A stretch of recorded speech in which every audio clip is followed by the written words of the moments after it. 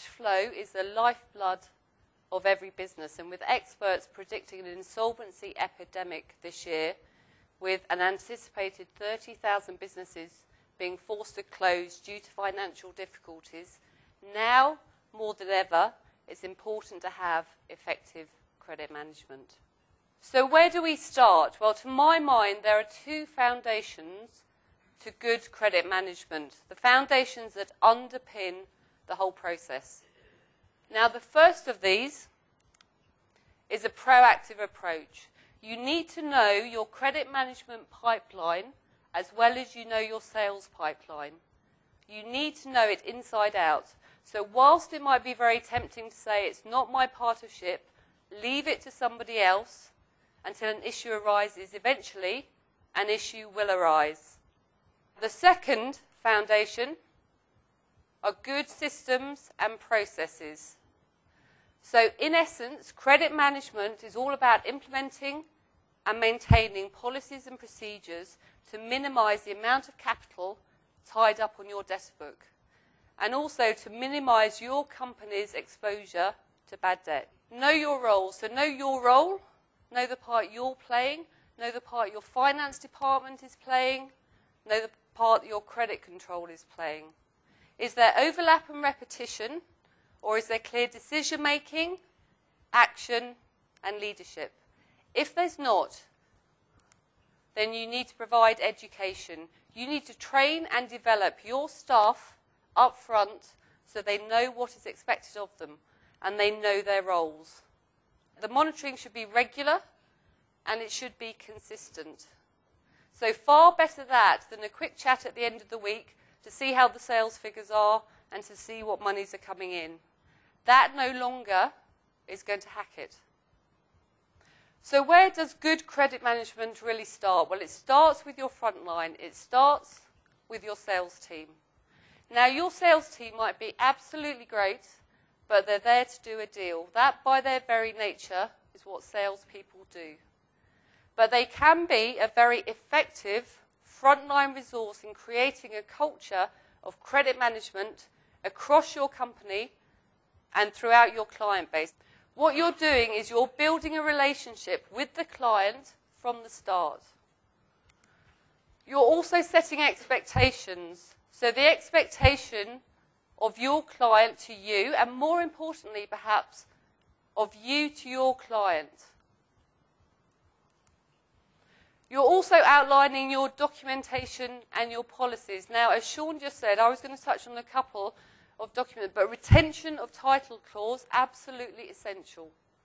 As is late payment clauses, and make sure the client signs your terms and conditions. Not their own, they need to sign yours.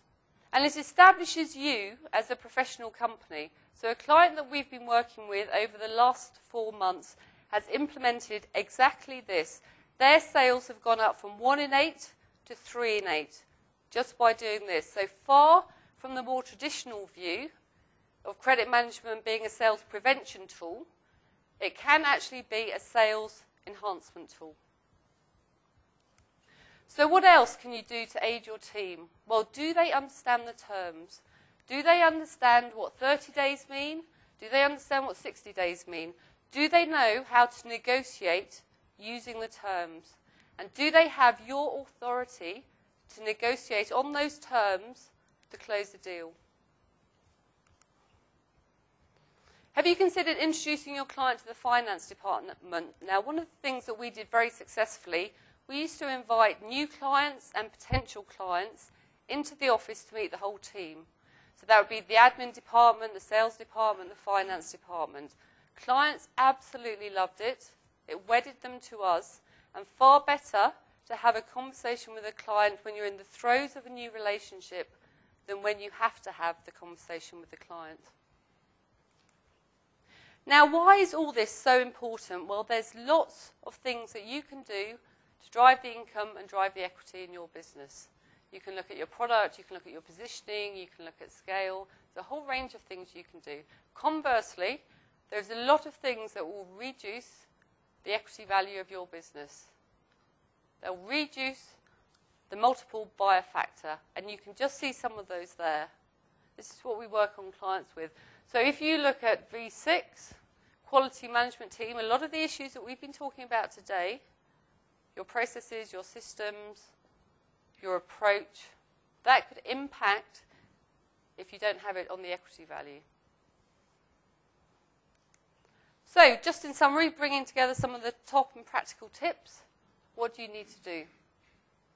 Well, firstly, you need to have a practical approach and develop processes and systems.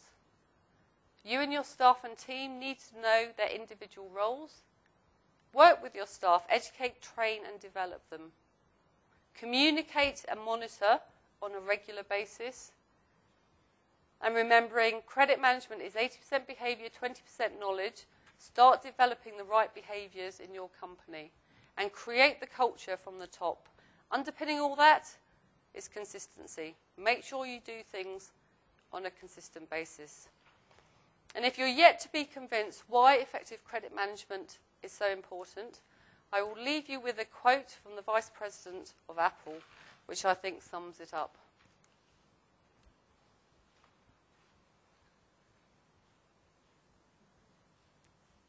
Thanks very much. Very good, Susan. Very good.